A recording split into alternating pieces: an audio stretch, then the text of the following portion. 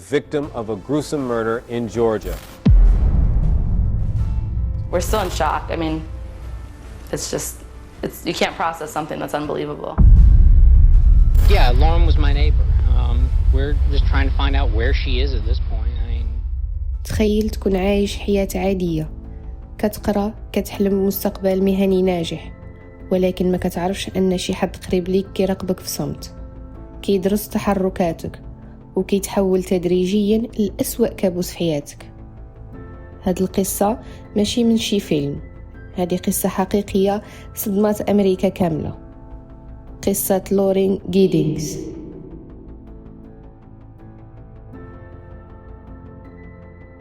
إلا كنتي كتفضل القصص الحقيقية اللي فيها الغموض والتحليل النفسي العميق، دير لايك وسبسكرايب باش ما يفوتك حتى فيديو، وخليك معايا حيت القصة ديال اليوم فيها تفاصيل صادمة من البداية حتى للنهاية. القصة ديال اليوم وقعت في الولايات المتحدة الأمريكية، وبالضبط في مدينة تاكوما في ولاية واشنطن. هنا تزادت بطلة قصتنا لورين جيدينغز، وهي من مواليد 1984. لورين كبرت في واحد العائلة عادية وبسيطة ولكن مترابطة، مكونة من أب وأم وجوج خواتات صغر منها. كانت محاطة بالدعم من صغرها، وهادشي اللي خلى عندها هدف واضح، أنها تولي محامية. وكانت ديما كتكرر نفس الجملة: غادي نكون من أحسن المحاميات. وفي 2008 ملي وصلت ل 24 عام خدات قرار كبير اللي هو تخلي تاكوما وتمشي لولاية جورجيا، وبالضبط لمدينة ماكون، باش تكمل دراستها في الحقوق. لورين اختارت هذه المدينة حيث معروفة بالهدوء وناسها كيعرفوا بعضهم، وما فيهاش مشاكل كبيرة ولا جرائم كتيرة. ومنين وصلت رتبات حياتها بالزربة، لقات سكن ودخلت لكلية الحقوق وبدات مرحلة جديدة.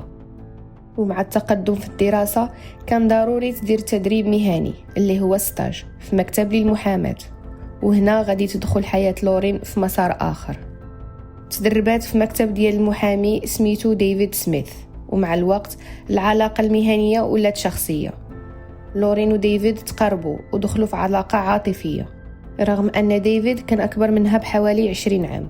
لورين ما كانش عندها مشكل مع هذا الفرق. اتفقوا أنه من بعد ما تكمل الامتحانات والتدريب غادي يعيشوا مع بعضهم. وفي 2011 وصلت لورين للحظة اللي كانت كتسناها، تخرجات من كلية الحقوق، رجعت لعائلتها في تاكوما واحتفلت معاهم ومع أصحابها، وكان باقي لها غير امتحان واحد والحلم ديالها يولي واقع رسمي. وفي نفس الفترة كان عرس اختها الصغيرة. لورين حضرات وعاشت لحظات عائلية مميزة، ولكن الفرحة ما طولتش بزاف. من بعد العرس ودعت عائلتها ورجعت لماكون باش تركز على آخر امتحان اللي غادي يحدد مستقبلها كامل. وقبل ما تمشي قالت ليهم: إلا غبرت عليكم شوية ما تقلقوش، راني مركزة غير مع القراية. جملة عادية، ولكن غادي تولي آخر حاجة غادي يسمعوها منها. وفعلا منين رجعت لورين ماكون تبدل الروتين ديالها، خفت التواصل مع العائلة وانعزلت شوية حتى مع ديفيد سميث. وفي واحد النهار صيفطت ليه رسالة، وديفيد بحكم خدمته كمحامي معروف كان غالبا مشغول وما كيردش بسرعة. شاف باللي وصلته رسالة من عند لورين وقال غير نكمل خدمتي ومن بعد نجاوبها، ولكن ما جاوبهاش، وفي الأصل ما قراش محتواها. ولو كان رد في داك اللحظة ممكن بزاف ديال الحوايج كانت تتبدل، حيت داك الميساج كان آخر أثر مباشر من لورين. دازوا أيام، العائلة ديال لورين وخواتاتها وحتى ديفيد بدا القلق يكبر عندهم. هي قالت غادي تكون مشغولة، ولكن ماشي لهاد الدرجة، ما بقاتش كترد على حتى واحد. وليلة الأربعاء 29 يونيو 2011 واحد من صحابها عيط لختها الصغيرة وسولها واش عارفة فين هي لورين. هنا الإحساس بالخطر ولا حقيقي. الأخت بدات كتصل بكل شيء، صحابها، الجيران، زملاء الدراسة، وحتى من الناس اللي ساكنين حداها قالوا نفس الحاجة. كانوا كيشوفوها كل صباح كتخرج تجري، كتمشي للجيم، للسوبر ماركت ولا للجامعة، وفجأة اختفت، بلا حتى شي آثار. هذا التغيير المفاجئ ما كيوقعش بلا سبب. ومن بين الناس اللي تواصلوا معاهم كانت صاحبتها أشلي اللي كان عندها نسخة من مفتاح الدار. طلبوا منها أنها تمشي باش تشوفها، ودخلات وكل شي بان عادي. الملابس في بلاصتها، اللابتوب، الحوايج الشخصية بسطمها، كل شي. ما كاين حتى شي مؤشر على أنها سافرات ولا خرجات بنية الاختفاء. حتى من الطوموبيل ديالها كانت مباركية في بلاصتها وباين عليها أنها ما تحركتش من مدة. هنا الشك ولا يقين، لورين ما خرجاتش بإرادتها، وقعت لها شي حاجة. العائلة والصحاب عيطوا للشرطة، والشرطة وصلت بسرعة وبدات عملية بحث واسعة داخل المجمع السكني. قلبوا كل زاوية بمساعدة الجيران والصحاب حتى وصلوا ل3 ديال الفجر اللي هو نهار الخميس 30 يونيو، وما لقاو حتى آثار. المفارقة هو داك النهار بالضبط كان هو اليوم اللي مفروض أنها تنتقل فيه تعيش مع ديفيد، ولكن عوض بداية جديدة كانت بداية لغز. الشرطة تواصلت مع ديفيد وكان حتى هو متوتر، وسولوه واش توصل بشي رسالة مؤخرا. وفاش قلب التليفون ديالو تفكر داك الميساج اللي وصلو وما فتحوش بسبب الخدمة. وفاش قراه تبدل كل شي، وبقى كيقول يا ريت كون شفتو في داك الوقت. الرسالة كانت قصيرة ولكن خطيرة. لورين قالت فيها أنها حاسة بوجود شي حد في دارها. في الحين ديفيد ورى الرسالة للشرطة والاستنتاج كان مباشر. احتمال كبير لورين تعرضت للاعتداء أو للاختطاف داخل منزلها. من جهة أخرى الأب ديالها كان حاسم، قال للشرطة باللي كيشك أنها مقتولة وطلب منهم أنهم يلقوها بأي ثمن. هذا التصريح زاد الضغط على التحقيق، ودخلوا على خط محققين متخصصين في جرائم القتل. نهار الخميس 30 يونيو في الصباح العملية توسعت. الشرطة انتشرت في كل زاوية ديال الحي، والمنطقة كانت ضيقة ومزدحمة وما كانش فين يتحطوا السيارات ديالهم بشكل منظم. كل دورية وقفت في بلاصة مختلفة وبطريقة عشوائية.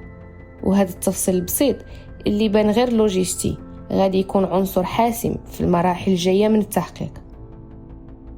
وفاش وصلت الشرطة للمنطقة توجهوا مباشرة لشقة لورين جيدينغز. دخلوا وبداو عملية تمشيط دقيقة. استعملوا مادة اللومينول واللي هي مادة كتفاعل مع أثار الدم حتى إذا كان المكان منظف بعناية، وكتخليه يبان بشكل واضح في الإضاءة المناسبة. رشوا اللومينول في كل أرجاء الشقة، بيت النعاس، الصالة، المطبخ، كل شيء كان عادي حتى وصلوا للحمام. من برا الحمام كان باين نقي وما فيه حتى شي مؤشر مريب، ولكن فاش رشوا المادة وطفاو الضوء تبدل المشهد بالكامل. اللومينول توهج بقوة لدرجة أن الحمام بان منور وكأن الضوء ما طفاوهش أصلا. واحد من المحققين صرح لاحقا أن هذه اللحظة كانت حاسمة. الكمية ديال الدم اللي بانت كانت كبيرة بزاف، وكتشير بوضوح أن صاحبها مستحيل يكون باقي حي. في ذاك الوقت ما كانوش عارفين واش هذا الدم ديال لورين ولا ديال شي شخص آخر، لكن خلاصة واحدة كانت مؤكدة: جريمة قتل وقعت داخل ذاك الحمام. من جهة أخرى عائلة لورين وصحابها ما وقفوش، بداو كيتحركوا إعلاميا. داروا مقابلات، هضروا مع السكان وطلبوا المساعدة من أي واحد يقدر يفيد. الطلبة، الجيران وسكان الحي كاملين يبداو في البحث، كل واحد كيعاون بالطريقة ديالو. ومن بين أكثر الناس نشاطا كان زميلها وجارها ستيفن ماكدانيو اللي كان حاضر في كل خطوة. وفي نفس الوقت وبشكل غير مباشر وقع تفصيل صغير ولكن حاسم. شاحنة جمع النفايات دازت كعادتها، ولكن بسبب سيارات الشرطة اللي كانت واقفة بشكل عشوائي ما قدرتش توصل لبعض الحاويات. النفايات بقات متراكمة وما تفرغاتش، وهذه هي التفصيلة البسيطة اللي هدرت عليها من قبل. هذا الخطأ البسيط غادي يبدل مجرى القضية. ومن بعد ساعات قليلة بدات كتخرج ريحة قوية من داك البلاصة. رجال الشرطة طبعا تعرفوا عليها فورا، وكانت ريحة تحلل ديال الجثة. وبلا تردد بداو كيتبعوا مصدر الريحة حتى وصلوا للحاويات، نفس البلاصة الوحيدة اللي ما داروش فيها تفتيش من قبل، حيث ما كانش متوقع يلقاو فيها شي دليل، خصوصا في مدينة هادئة وما معروفاش بالجريمة. ولكن بالضبط تما كان السر مدفون. وأثناء تفتيش حاويات النفايات لقاو مشهد صادم: بقايا جسد إنسان، أجزاء متفرقة وفقط الجزء العلوي، ومع الأسف كانت ديال لورين جيدينغز. البلاصات عمرات بالناس، السكان الفضوليين والصحافة وصلوا بالزربة. وفي نفس اللحظة كان جارها وزميلها ستيفن ماكدانييل واقف كيدير حوار مع مراسلة صحفية، وما كانش عارف شنو واقع في الحاويات. كان الوقت تقريبا مع 1:30 زوالا. ستيفن كان كيهدر بهدوء، كيشرح شحال لورين كانت إنسانة طيبة وكيفاش دازو أكثر من 3 أيام بلا ما يشوفها حتى واحد، وكيأكد أنه حتى هو كان كيساهم في البحث عليها. وفي وسط الحوار المراسلة طرحت عليه سؤال مفاجئ: شنو كتعرف على الجثة اللي دابا كيخرجوها من حاوية النفايات؟ في ذاك اللحظة تبدل كل شيء. ستيفن تصدم بشكل واضح وقال جثة، وسكت فجأة. الملامح ديالو تبدلات وكأنه فقد التركيز لثواني. المراسلة عودات تسولو واش بخير، جاوبها بأنه محتاج يجلس ويرتاح، ومشى وجلس على الرصيف باين عليه الارتباك. هاد الردة ديال الفعل ما دازتش عادية، وهذه كانت أول علامة استفهام كبيرة، لأن الطريقة اللي خاف بيها كانت غريبة. Yeah, Lauren was my neighbor. We're just trying to find out where she is at this point. I mean, no one has seen her since Saturday. I mean, the last time anyone heard from her was an email that she sent out, and no one's heard from her since. Did you see her hang out with anyone at the time, anything like that? I mean, no one has seen her since Saturday. I haven't seen anything. I mean, I've always heard noise outside, but it's just people walking by pretty much. And she just recently graduated from Mercer? Yeah, she and I we were both JD students. We graduated back in May. What kind of person was she? I mean, what did you see her? I mean, she's as nice as can be. I mean, very personable, very much a people person. Do you know any enemies she might have had, somebody that might want to hurt her? No, we don't know where she is. I mean, the only thing we can think is that maybe she went out running and someone snatched her. Because we went over, one of her friends had a key, we went inside and tried to see if there was anything amiss, but I mean, she had a door jamb that was sitting right by it, so there was no sign that anyone broke in.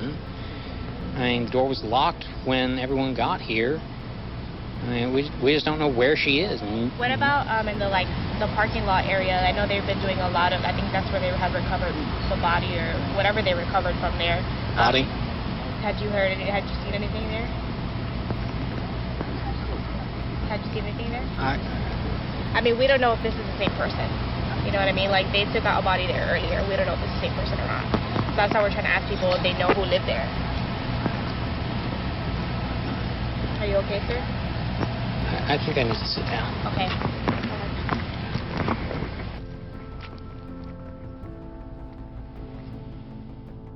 كان دابا الصورة ولات أوضح وعرفتوا شكون هو القاتل. ونهار الجمعة ستيفن ماكدانييل مشى بنفسه لمركز الشرطة يعطي الإفادة ديالو، رغم أن حتى واحد ما استدعاه. في الإفادة ديالو بدا كيهضر على تفاصيل غريبة وما عندهاش علاقة مباشرة بمقتل لورين. هاد السلوك رفع الشكوك فيه بسرعة، وزاد قال للشرطة: إذا بغيتوا تفتشوا الشقة ديالي مرحبا. هاد الثقة الزايدة ما طمنتهمش، بالعكس خلاتهم يشكوا أكتر. وفاش داروا التفتيش لقاو أدلة مباشرة: منشار جديد باين عليه تستعمل وتم مسح البصمات ديالو، لكن من بين الأسنان ديالو لقاو بقايا آثار دم، ولقاو حتى قفازات زرقاء فيها دم، والأخطر لقاو ملابس داخلية كتخص لورين ونسخة من مفتاح شقتها. أما تفتيش الحاسوب ديالو زاد عمق الشكوك: محادثات من الدارك ويب ومحتوى كيهتم بالتعذيب والعنف، مع كتابات شخصية كيبين فيها أنه ما عندوش أي تأثر نفسي تجاه الدم أو الأذى. وبناء على هذه المعطيات تم توقيف ستيفن رسميا وتوجيه تهمة القتل له. وتحاليل الحمض النووي أكدت أن الأشلاء اللي لقوها فعلا ديال لورين، وأن الوفاة وقعت تقريبا قبل 4 أيام من العثور عليها. وقبل ما نختموا قصة اليوم هذه نظرة مركزة على شخصية ستيفن ماكدانيال. تزاد ستيفن في 9 شتنبر 1985 وكان صغر من لورين بعام، ووقت الجريمة كان عنده 26 سنة. طفولته عادية، متفوق دراسيا ومنظم، وفي 2004 خدم منحة لكلية الحقوق، لكن اجتماعيا كان منعزل، ما عندوش دائرة علاقات، وكان مهووس بالقانون وحلمه يولي قاضي فيدرالي. وفي 2008 تعرف على لورين في الكلية، تعلق بها من أول مرة وطلب منها تخرج معاه مرات كتيرة، وكانت كترفض حيث كانت في علاقة مع ديفيد. من هنا ولا عنده هوس ماشي إعجاب عادي. في اعترافاته في مركز الشرطة قال أنه سرق نسخة من مفتاح دارها، وكان كيدخل يخرج بلا ما تشوفه، وكيراقبها وهي ناعسة وهي في الدوش. مرة ما قدرش يدخل، دار كاميرا مربوطة بعصا وصورها من برا، والشرطة لقات هذا الفيديو، والتاريخ ديالو كان قبل يوم واحد من اختفائها، اللي هو نفس النهار اللي رسلت فيه رسالة لديفيد وقالت له أنها حاسة بشي حد معها في الدار. ونهار الجريمة دخل عندها وهي ناعسة، فاقت وشافته وحاولت باش تهرب وتطلبه يمشي في حاله، لكنه هجمها وخنقها، وفي المقاومة ديالها نزعت له الماسك اللي كان داير وشافت وجهه. يعني لورين قبل ما تموت عرفت القاتل ديالها، وبقى خانقها لمدة 15 دقيقة حتى ماتت. من بعد جرها للحمام، فكك الجثة ووزع الأجزاء في حاويات مختلفة في نفس الحي والكلية. وفاش تسول علاش دار هادشي جاوب ببرودة، ما بقاتش غادي تبقى في حياته من بعد ما تسالي الدراسة، وبغى يرتاح منها نهائيا. وتفتيش شقة ستيفن كشف هارد ديسك فيه محتوى عنيف ومقزز، من بينها فيديوهات كتشير لسلوكيات خطيرة ومنحرفة. وفي 23 غشت 2012 تم اتهامه ب7 جرائم إضافية. وفي فبراير 2013 بدأت المحاكمة. الحكم كان سجن مؤبد مع عدم أهلية الإفراج المشروط حتى لسنة 2041، وما تطلبش الإعدام في حقه بطلب من عائلة لورين، حيث لورين كانت من الناس اللي ضد هذه العقوبة. وفي 2022 حاول يستأنف بدعوة المرض العقلي، والطلب ديالو ترفض نهائيا. وبتاريخ 6 غشت تودعت لورين جيدينغز في مسقط رأسها وسط الحضور والعائلة والمقربين. الجنازة كانت مؤثرة ولكن مختلفة وقاسية في التفاصيل. التابوت كان صغير لأنه احتوى غير على أجزاء اللي قدرت الشرطة تلقاها، أما باقي الجسد ما تمش العثور عليه. هذا المشهد خلى الوداع ناقص وزاد من ألم العائلة، حيث حتى لحظة الدفن ما كانتش كاملة كما خصها تكون. لورين كانت واعية بالخطر، الإحساس ديالها كان صحيح، لكن ما كانش كافي باش يوقف الجريمة. بعض الإشارات كتكون واضحة، ولكن التفاعل معها كيكون متأخر. وفي الآخر القصة ماشي غير عن جريمة، القصة عن إشارات تجاهلناها وعن حدود الثقة اللي ممكن تكون خطيرة. إذا وصلتي لهنا شاركنا رأيك، واش فعلا الإحساس الداخلي ديالنا نقدروا نعتمدوا عليه، ولا خصنا دائما دليل واضح باش نتحركوا؟ وخلي سبسكرايب إذا بغيتي قصص أخرى بنفس العمق. كنت معكم أنا نونا ستوريز، نتلاقاو في فيديو جديد إن شاء الله. تهلاو فراسكم، باي.